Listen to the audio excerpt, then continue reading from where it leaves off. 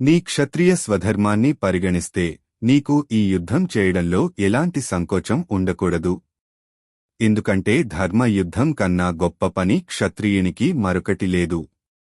ఓ అర్జున, యాదృచ్ఛికంగా వచ్చిన స్వర్గద్వారాన్ని తెరిచే ఇలాంటి ధర్మ యుద్ధాన్ని పొందడం క్షత్రియునికి అత్యంత భాగ్యం.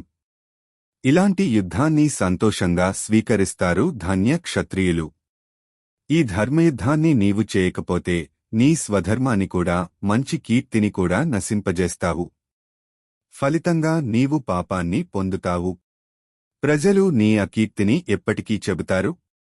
గౌరవమైన వ్యక్తికి అకీర్తి అనేది మరణం కన్నా కూడా ఎక్కువ దురదృష్టకరం. ఈ శ్లోకం అర్జునుని విలువలను నొక్కి చెబుతుంది. Subscribe now and stay blessed.